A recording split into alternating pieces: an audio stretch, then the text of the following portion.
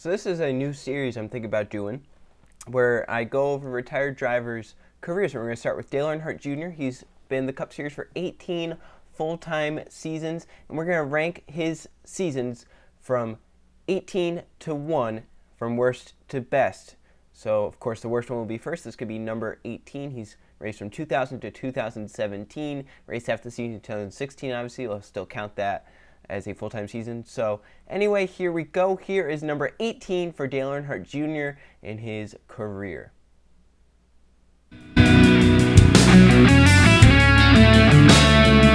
(2009), a season which Junior fans and Dale Jr. himself want to forget, as it was kind of right in the middle of his career, as you can see right there. The second least amount of top fives that he's had, the least was obviously 2017, and the least amount of top tens he's had, the tied for that.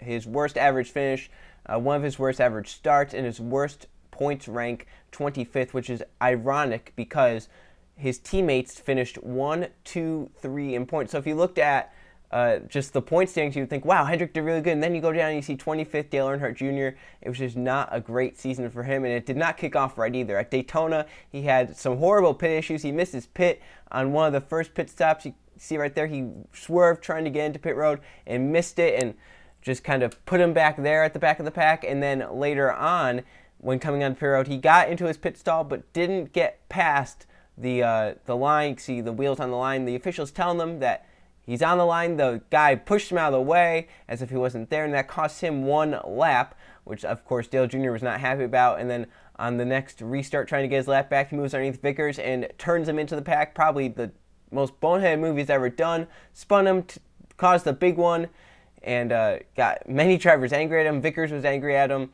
as he got a big run. Vickers forced him below the line, but instead of kind of letting off and coming back up, he just went back up and probably thought Vickers was going to move over or something, but instead he wiped him out, caused the big one. The dominant car, Kyle Busch, was involved, and just a horrible start to the season for Dale Earnhardt Jr. at Daytona, one of his best tracks, and it ended up him finishing around 27th. Never really was a threat. He was top 5 a lot of the race, but never really had the speed to show that he was capable of winning. As his interview after the race during the rain delay, not too happy with anyone on track. I got a run on him, and he saw me coming. I had a big old run on him, and I went to the inside. I didn't try to make no late move and try to, you know, make some surprise or anything. I just kind of eased on over, and he went to block me and hit me in the fender and sent us both off to sit me down toward the grass. And trying to recover my car, I got back into him coming back up the racetrack. But I don't hate it, you know, for him, but everybody else got wrecked. Was that accidental? Yeah, it was accidental.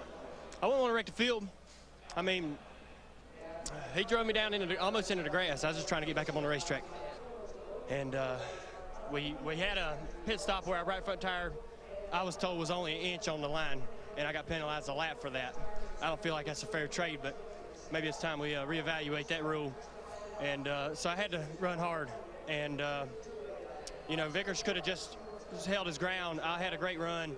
I was a lap car anyways. I wasn't battling for the lead, but he drove us down into the grass almost, and I didn't have much control over my car after that. And early in the race, you missed your pit and Charlie. What happened there? They said to me, look, if you look down this pit road, my sign's pink, and every other sign is pink. So, I mean, it's hard to see. I mean, there's one. They're all about the same color. So, you know, everybody says, all right, I'm going to make mine yellow this week, and then 2 weeks later, everybody's yellow. So we just got to figure out. I was under a lot of pressure too. I spent a lot of pressure on myself trying to get up in there and lead lap and all that, and I just wasn't thinking good enough, man. I can't really blame it on anybody but myself. Next race, they tried to recover at Fontana, ended up blowing an engine, and then we head to Phoenix, where led a few laps at the beginning, around 60 laps, and then an ill-handling car kind of pushed him back, and then he was wrecked by Casey Mears in 3 and 4, which brought out a late caution and relegated the 88 to a poor finish handling. And then after the race, retaliation against Mears, spins him on the cool-down lap. Mears comes back onto pit road and will retaliate on Earnhardt Jr. and hit him. So once again, just not a great start. And then our next thing, our next race that we will go to, Talladega, which is actually the highest he was in points the whole season. I believe it was about 16th in points. Edwards wrecked on the final lap. Newman gets involved. Junior actually gets away to second, his best finish of the season. So we look after Talladega, the races after. You see Richmond, Darlington both finished 27th, Charlotte 40th. Just not a great season. And then we go to Dover, where it was announced that Tony Ayer Jr. would be let go from the crew chief position, and Brian Wetzel was taken over at Dover, and then of course Lance McGrew joined on. If you're a Dale Jr. fan, you know who Lance McGrew is. You do not like him. As you can see, the rest of the finishes that whole season, not good for the 88 camp.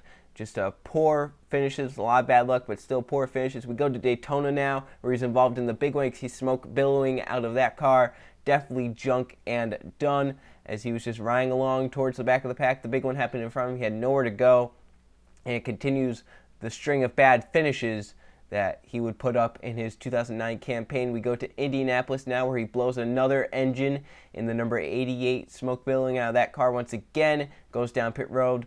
Definitely done there. Had a pretty good car, decent car, just was not able to capitalize. Of course, a lot of mechanical issues. Then we go to Watkins Glen, where he loses his brakes and goes hard into the tire barrier in turn 6, I believe it was. You can see right here, he's going to lose the brakes and get into the 43 of Reed Sorensen over the curb, trying to avoid the 43, can't do it, and gets hit head on into the tire barrier. Now we head to Michigan, which is, if you ask a Junior fan, might have been the highlight of the 2009 career. They exceeds about 1, 2, 3, 4, 5, 6, 7, 8, 9 rows back on the inside, restarting 17th.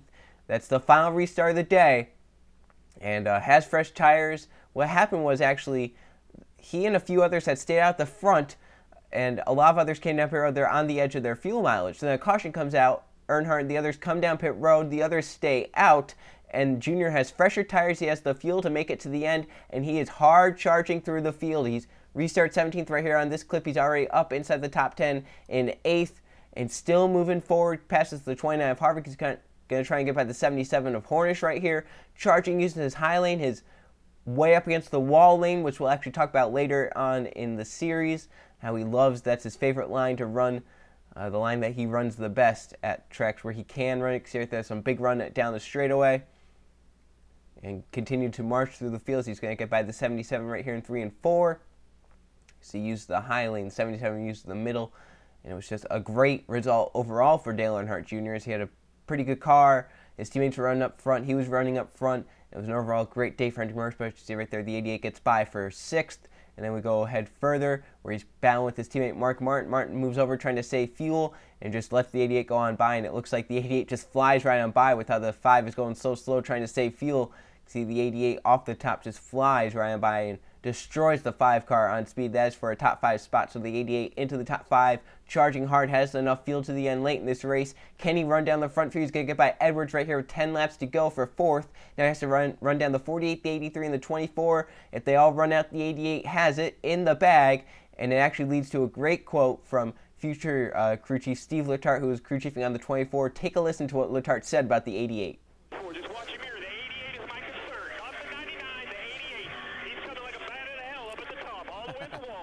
I don't have a whole lot left, so if he's got fresh tires, you know, and he catches, we're done. 88 ends up finishing 3rd as Jimmy Johnson ran out. Vickers and Gordon had enough fuel. Then at New Hampshire, running 4th.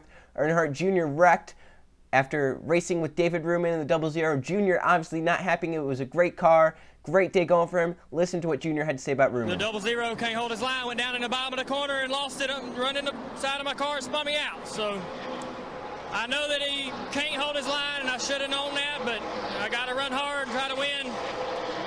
Some people you just can't race side by side with. So I'm pretty disappointed. We had a pretty good run. I want to thank my guys and Amp Energy and Mountain Dew and National Guard. We had a real good car, a fabulous car all day long. We were probably one of the best cars here. And working real hard all day, just trying to run best we can. And David just run out of talent down there. Move on to Kansas. 88 blows another engine. Belt came off of the engine. Ends up ruining his race, derailing him to another engine failure, another bad result in his 2009 season. See the hood going up there on the 88. Devastation there. They had a decent car that day as well. They led laps early, had a loose lug nut, had to come back in under green. Kind of relegating back there. He's trying to charge ever since and just couldn't get it done. And another good day going bad here at Fontana. As running inside the top 10, the 88 wrecked in the big one, running up towards the front early on the race. A tire issue kind of sets him back there. He's running up, charging back up into the top 10, trying to get another good result late in this race, and ends up getting bumped drafted by Sadler down the straightaway, spins him down into the field, and the big one just happens right there. You see right there, the 88 flying across the track, 47 bucking up and down beside him. Another bad result at Fontana's. A lot of crash damage there. We move on to the next race at Charlotte, where the 88, once again, another mechanical issue with the transmission. And even at this point, some commentators and pit reporters feeling bad for the 88 team. Vince Welsh, who was reporting, said this about the 88 team season. This is just another in that long list of issues for the 88 team. You know, at Loudon they had got caught up in the accident. At Dover they just struggled with the handling, had an engine problem at Kansas, running well, sixth last week at California, and had a tire issue. So this team just can't catch a break, and spending a lot of time in the garage again tonight. What's next for this guys? Get struck by lightning? Struck by lightning? Well, he blows a tire at Martinsville after really kind of running the brakes hard, not really taking care of the tires there, and blowing beads and whatnot, and ended up blowing a tire, putting the 88 into the wall, and even a worse finish at Martinsville, a track where they thought they could do well. Dale Jr.'s always run well at Martinsville. You can see right there, put it into the wall in front of his teammate Jimmy Johnson. Move on to the next race at Phoenix, where it gets spun around in the big crash. Everyone behind him involved practically. The 88 loose underneath the car that he was racing, spins himself around in front of the field.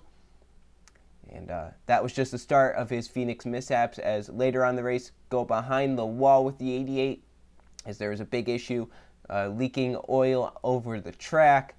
Behind the wall team trying to figure out what happened, and they talk about what can happen next for the bad luck. The 88 team, 4 of the crew members were actually involved in a car crash the day before, so they were sore working on the car.